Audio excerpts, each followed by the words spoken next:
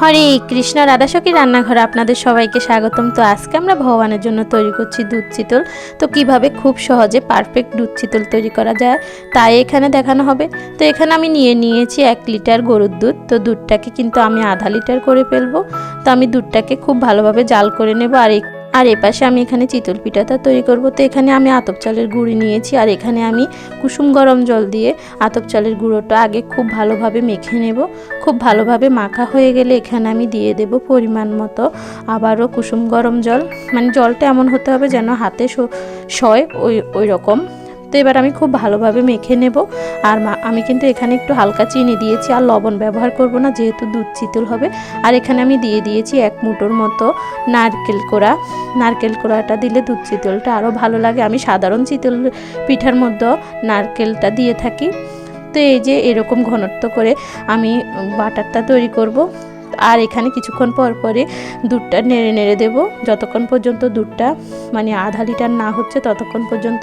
তো এখানে আমি সাজের মধ্যে পিঠাটা তৈরি করব। আপনারা চাইলে বড় বড় করেও চিতল পিঠাটা করতে পারেন, তবে এভাবে ছোট ছোট করলে দেখতেও সুন্দর লাগে, খেতেও ভালো লাগে। তো এবার আমি মুছে নিয়ে তারপর এখানে আমি সেই বাটারটা দিয়ে দেব। আর বাটারটা দিয়ে আমি ঢাকনা দিয়ে ঢেকে রাখবো 5-6 মিনিটের মতো।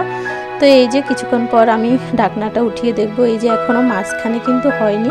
তো এই কারণে আমি আবারও ঢেকে রাখবো 2 মিনিট। তো এই যে এখন হয়ে গেছে।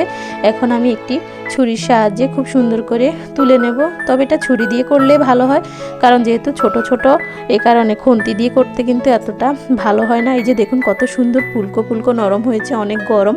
তাই আমি মানে ছুরিতে রেখে দেখাচ্ছি। তো এভাবে আমি এখন সবগুলো পিঠেই তুলে নেব। তো আমার ভিডিওগুলো যদি আপনাদের ভালো লাগে অবশ্যই আমার চ্যানেলটি সাবস্ক্রাইব করবেন, লাইক দিবেন, শেয়ার করে দিবেন।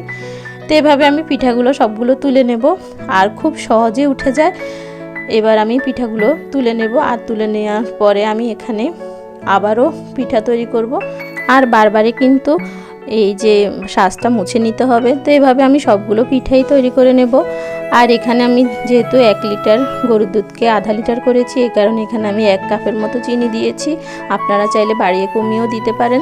তো এখন কিন্তু আমি জালটা মানে বন্ধ করে দিয়েছি। তো এবার আমি একটু মানে চিনিটা গোলা হলে এখানে আমি দিয়ে দেব সেই তৈরি করে রাখা চিতল পিঠাগুলো দিয়ে তারপরে আমি কিন্তু জালটা দিয়ে দেব। আর যখনই ফুটে উঠবে তখনই কিন্তু মানে দুধ চিতলটা হয়ে যাবে।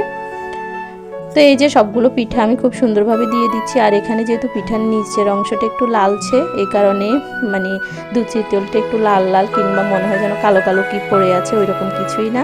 আসলে চিতল পিঠার নিচের অংশের কারণে এরকম একটু মানে কিছু একটা পড়েছে মনে হয়, মানে ময়লা টয়লা এরকম মনে হয় আর কি। যাই হোক, তো এই যে এখন আমি জালটা ধরিয়ে দিয়েছি। এখন কিন্তু এই যে ফুটে উঠেছে আর পিঠাটা তৈরি হয়ে গেছে। দেখুন কত সুন্দর হয়েছে। এবার আমি এটি ভগবানকে অর্পণ করব, আর সবাই মিলে আস্বাদন করব পরম সুস্বাদু কৃষ্ণপ্রসাদ। হরে কৃষ্ণ, ধন্যবাদ।